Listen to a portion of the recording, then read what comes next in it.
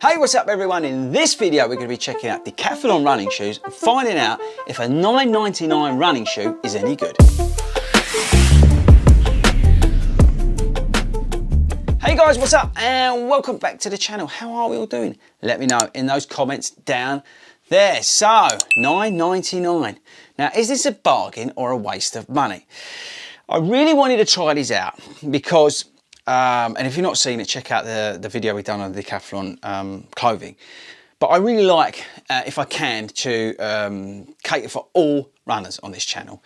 And I want to look at the top end of stuff, you know, like the Alpha Fly and the kit from Runderwear and Chimera and Janji and all the awesome, you know, brands out there. But also, I want to look at the other end of the scale, you know, for the guys maybe starting out running or, you know, looking for value in running kit and stuff like that. So I really wanted to try a pair of Decathlon running shoes to find out if they're terrible or actually, at the money that I paid, which was $9.99 for these shoes, if they actually present some value.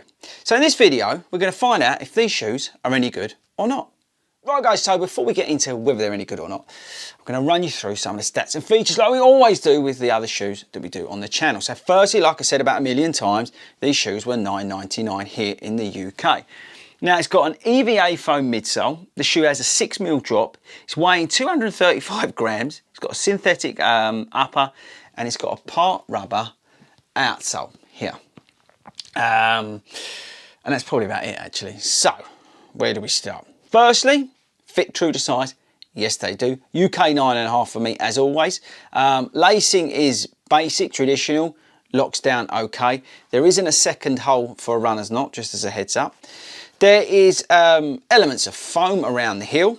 The upper is breathable-ish, okay? You're getting what you pay for. So the upper, it's a soft feeling upper, which is quite cool, but it is very thick. You can't even see that if I did the torch test, which actually if I got, no, there's no point, you won't even see it because it is very, very thick, the upper. You've got these sort of synthetic rubber overlays on there.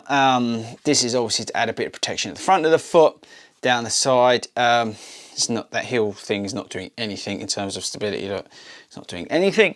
You've got, like I said a second ago, you've got the EVA foam, which is actually quite soft to touch.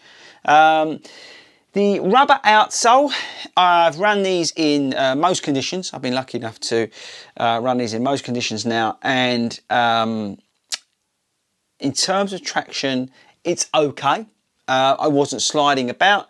There is obviously concerns about wear, but they've been okay, I would say. They've been okay. I've not put a huge amount of miles in them. I've been limiting them to sort of 5, 10k. I think the longest I did in them was a 15k, I think, from memory. So it's done all right. But there's not, you know, 2 bits of stuff getting stuck in there or anything annoying like that. They've been all right in that terms. One little thing on the inside, the insole is stuck down, but it did feel like on one of the runs that it moved slightly, but it was just my imagination, I think. The tongue is okay in terms of thickness, it's not too thick.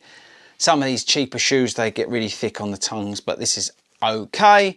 Width wise, it's all right. I was going to say okay for about the 15th time, but it's actually all right in terms of width. And I think that's probably the best overview of the shoe. So how did it perform?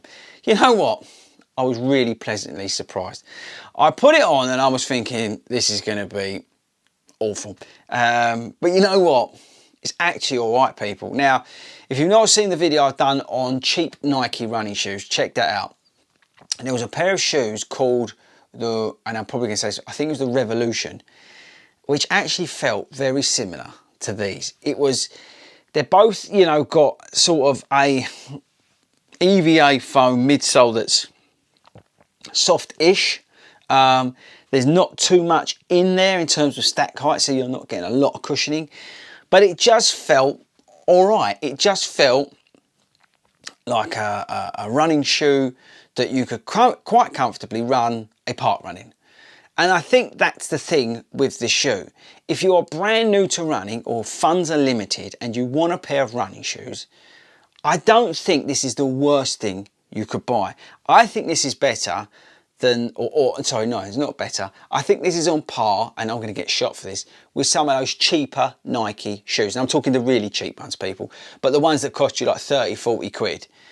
$9.99, I think you're getting similar-ish in terms of feel and what it can do.